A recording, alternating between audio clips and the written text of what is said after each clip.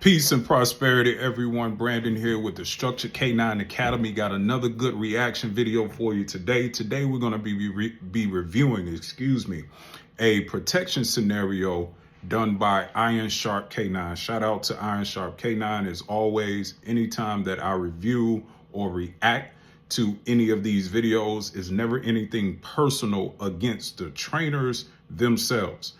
It's solely about reacting to these videos and giving my perspective of what I believe is a better way to do these particular scenarios or training sessions, right? That is solely what this is about, has nothing to do personally with any other trainer, right? So again, we're going to be reacting to a protection scenario that they did here with Iron Sharp K9. Now, my goal is to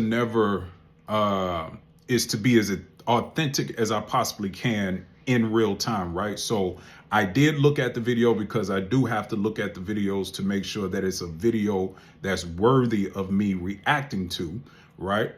But I did not look at the video with a critical eye. I just basically looked at the video real quick and said, okay, this is something that I can react to. This would be great for content.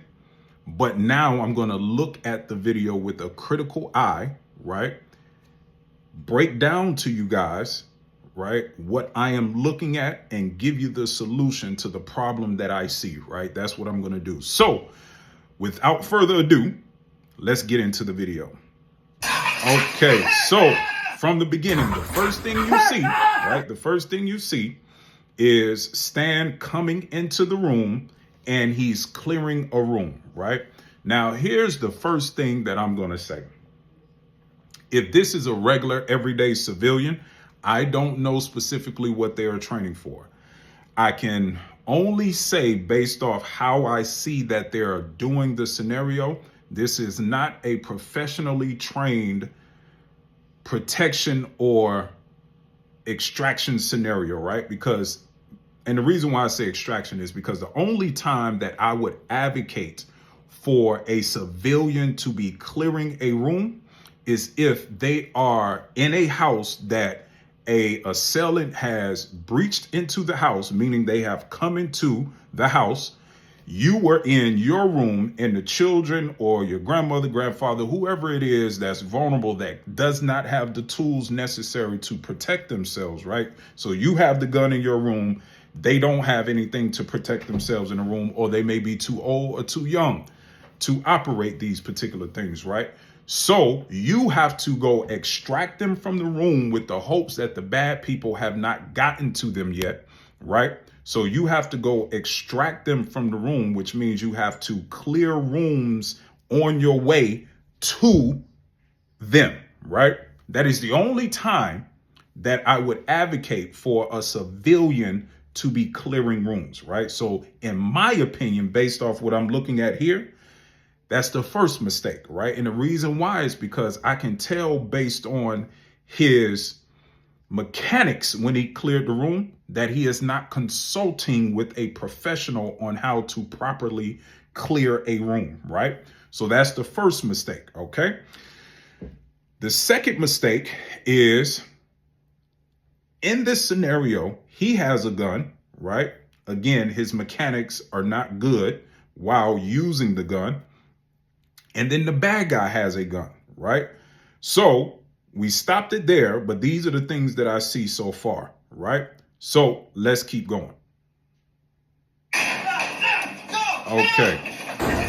So, all right. So let's back up for a minute. Let me make sure, because I want to make sure I see everything. Okay, he cleared the room.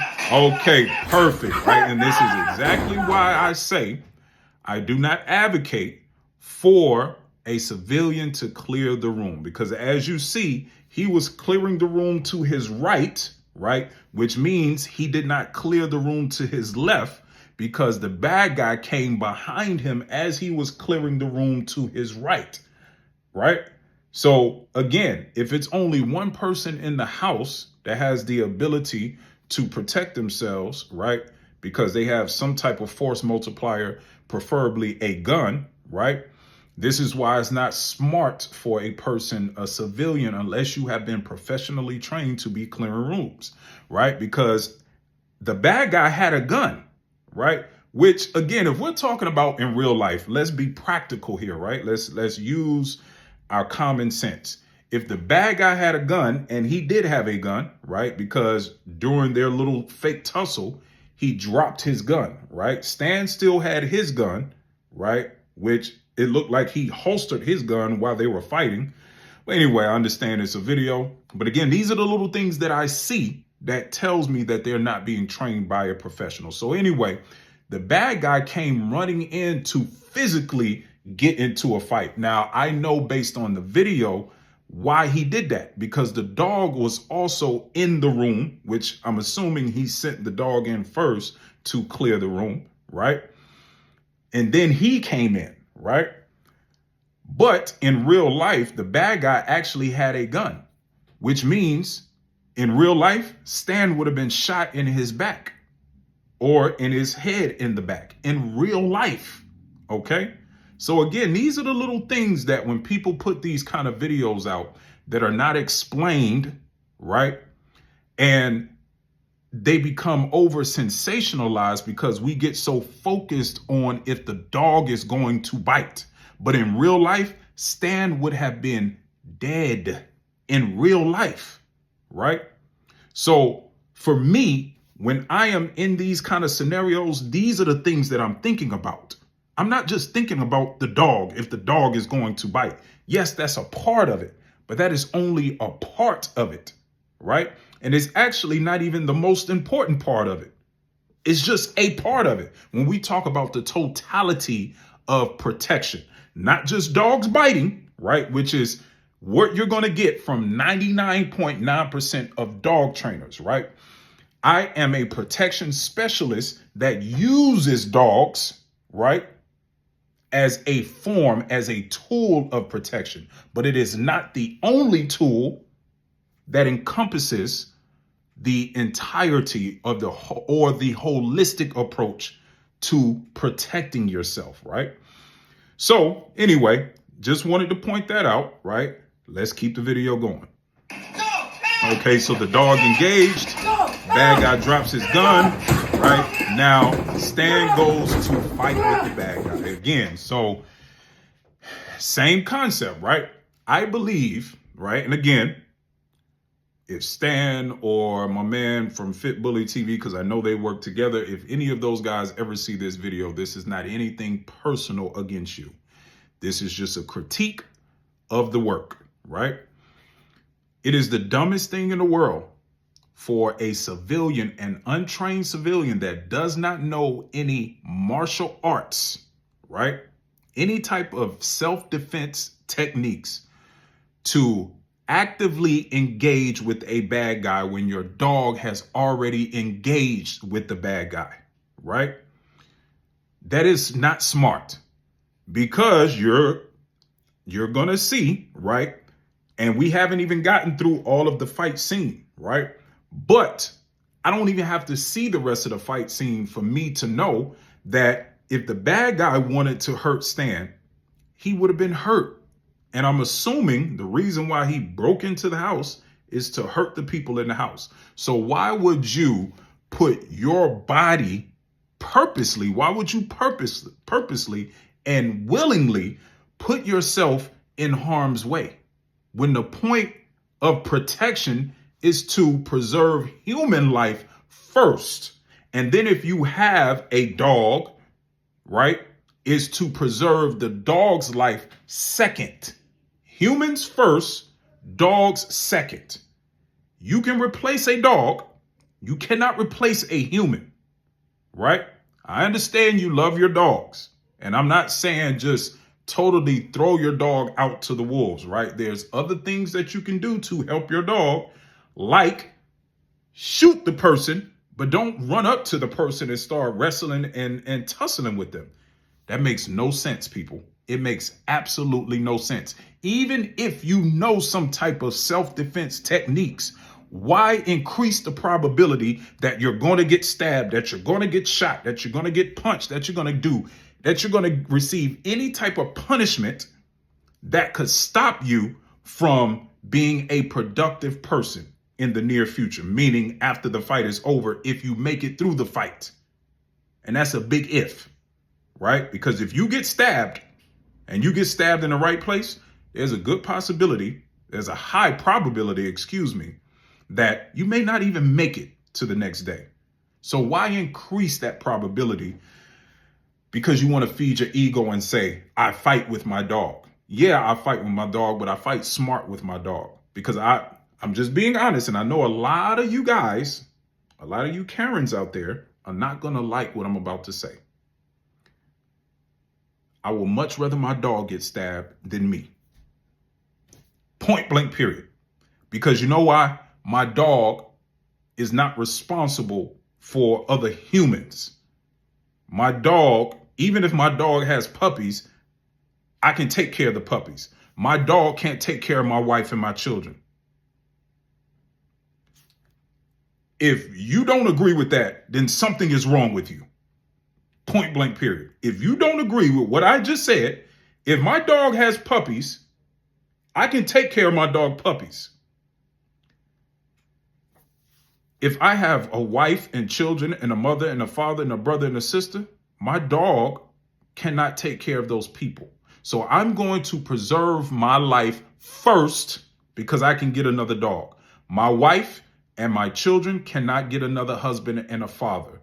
My mother and my father cannot get another son. My sister and my brother cannot get another brother. At least not me anyway.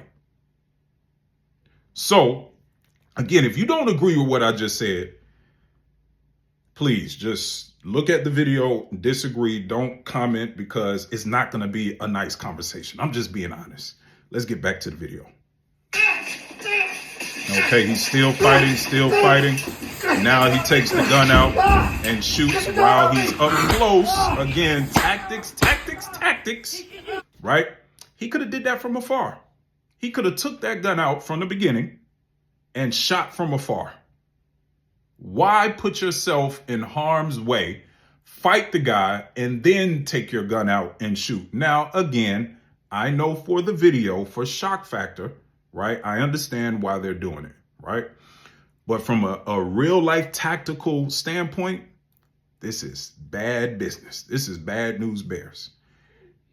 If this is what people are really teaching when it comes to self-defense tactics, again, I have to separate canine protection from self-defense tactics. It is not mutually exclusive to each other, right? You have 99.9% of dog trainers that are just that. They are dog trainers. They are not tactic specialists. They are not self-defense tactics specialists. It's two different worlds. One uses dogs as a tool. One uses dogs as that is the end all be all. I'm just being honest here, folks. Again, nothing against Stan and my man from Fit Bully TV. I know they work together.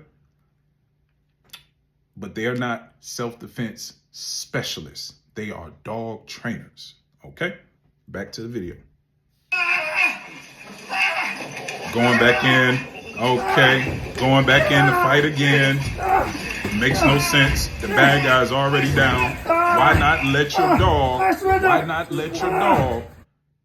do the fighting for you? The bad guy is already down. Right? So again, if this was real life and the bad guy is giving up, you can clearly see the bad guy is laying on the ground. He's still kind of fighting, but he's not fighting enough for the human to jump in, because again, the bad guy could easily pull a gun out, right? That you didn't know he had. He can pull a knife out that you didn't know he had and stab and shoot you, right? So why not let your dog finish that physical altercation, right? You pull your gun out and secure your dog, meaning if you see that person pulls a knife or a gun out and he's going to shoot or stab your dog, then from a distance, you can use your firearm to stop that person from harming your dog. But now you're coming in there kicking and punching and doing all that unnecessary stuff. So now not only are you shot, and stabbed. Your dog is shot and stabbed. The bad guy won. Like the bad guy won. Like, come on, folks. We got to do better, man. We got to do better. Anyway, back to the video. Okay, so now looking like we're coming to the end of the video. Okay, so at the end of the video, right? Let's back it up. Let's back it up. Okay, so at the end of this video, he goes to his dog, right? He has to go to his dog, again, putting himself in harm's way, and call this and basically choke this dog out of the bite. Now, first, let me explain something to you guys. The moment you say that you have a protection dog, you have assumed a liability. Point blank, period, right? Because now you have a dog that understands how to oppose humans with its mouth. The same way that you assume a liability when you become a gun owner, which is why they have gun insurance, because they understand that there's a liability attached to owning a firearm. The same way that there's a liability attached to owning a car, because you can get into car accidents, right? This is why they have insurance. This is what insurance is for, okay? So the moment you assume that liability of having a dog that is professionally trained to bite people, it is your responsibility to make sure that if you can tell that dog to bite, his bite command is eat, right? I don't know if you heard that in the video. His bite command is eat, but he doesn't have a command for out. Or if he does, the dog doesn't listen. Now, here's the really bad part about this. This dog is like 10 years old. So at what point are you going to teach the dog to verbally out the same way you taught the dog to verbally bite? One thing my teacher used to always tell me, right? Long live Master Teacher Gypsy Stratton. The best bite is no bite. Meaning two things, right? It's a double entendre. Meaning the first thing is the no bite means you need to be able to tell your dog no, right? Which means come out of that bite. That means stop biting, right? The same way I tell you to bite, I can tell you to stop biting. I shouldn't have to physically go in there and choke a 10-year-old dog off of a bite, okay? That in itself tells me this is not a protection dog. It is a biting dog. It's two different things. A protection dog, you can tell that dog to come out of that bite the same way you told that dog to go into the bite. A biting dog, you cannot tell that dog to come out of the bite. You can only tell that dog to go into the bite. And the reason there's a difference is because that dog that you cannot tell to come out of a bite is biting for his own satisfaction. The dog that you can tell to come out of a bite is biting for you. That is the difference. Right? There's a me dog, there's a we dog. The me dog is biting because it is self-satisfying. It is self-gratifying. He needs it like a drug addict needs drugs. The dog that is biting for we, he's biting, or she is biting because they understand that it is necessary to protect their pack, which means when the pack leader says that's enough, they're like, let's get up out of here.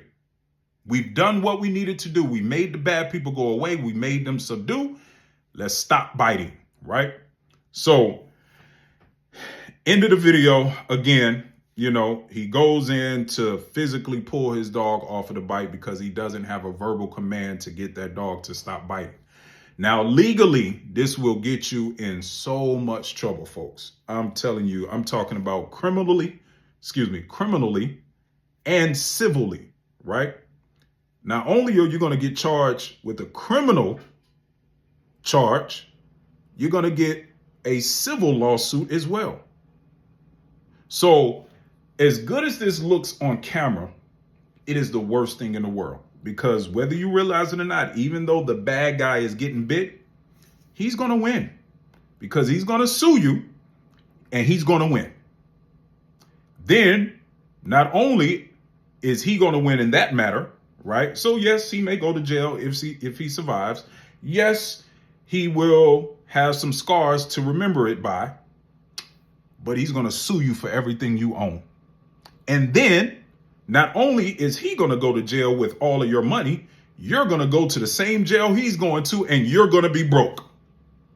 Because your dog is going to be deemed not a professionally trained dog, especially at 10 years old, right? Your dog is going to be deemed an aggressive dog, not a protection dog. Because in court, and I'm only speaking from experience, in court, you have to show that you have 100% control over your dog, verbally, not physically, right? You have to show that your dog is professionally trained, meaning that you have the capability to verbally call that dog back to you if you have verbally activated that dog to bite somebody, right? So in the court of law, he will be in a lot of trouble with this dog, especially as a 10-year-old dog, right? But in reality, any dog that you can tell to bite, you need to make sure you can tell that dog to stop biting. Point blank, period. That is the law, right? So there's going to be some folks that's not going to like what I say. Again, it's nothing personal against Stan and I forget my guy's name, with Fit Bully TV. But again, shout out to them, man. I like what they're doing. I like the content that I like the fact that they're being very consistent and intentional with their content. It's inspiring, right? It actually inspires me to do these videos, right? But again, it's nothing personal. This is a professional critique of the work that they put out for the world to see, right? So I have the right to critique it because this is my profession. I'm giving you a professional analysis of the work that I'm looking at, not my feelings, right? This is a professional analysis. So when people look at my video and they look at this video, they can compare and contrast, listen to what I'm saying, look at what they're doing, and then they can come up with their own conclusion of what they believe makes sense, right? So don't get caught up in the theatrics of a lot of these videos because the vast majority of videos look like this. The overwhelming majority of videos look like this, right? So the theatrics look good for social media, but the real world application sucks. I tell you what, I'm going to leave you with this. And this is basically what it looks like. What you're looking at here is like looking at martial arts on TV, right? The over exaggerated sounds, the over exaggerated kicks, right? Everything looks perfect, right? Like you understand what I'm saying? It's like looking at the Karate Kid, right? You can clearly tell it's fake, right? But even though there is some truth to it, right? Because you actually have to still physically be able to do the moves that you see in those Hollywood productions. But if you take what you see on camera and you try to apply it in real world, you in trouble, man. You in trouble. The way fights happen in real life compared to what you see on TV, two totally different worlds, right? And that's what you're looking at here. You're looking at a production, not what a real life scenario would look like, right? So anyway, folks, I'm going to leave it at that. Again, shout out to Stan, Iron Sharp, Fit Bully TV. I know Fit Bully changed his TV to World. I forget what he changed his YouTube channel to. But definitely look up Fit Bully TV, look up Iron Sharp K9. Shout out to those guys. And we're going to keep doing these videos. And look, man, once again, Brandon with the Structured K9 Academy. And until the next video, you are the master of your fate, the captain of your soul. Stay safe, better yet, stay dangerous. Peace and prosperity.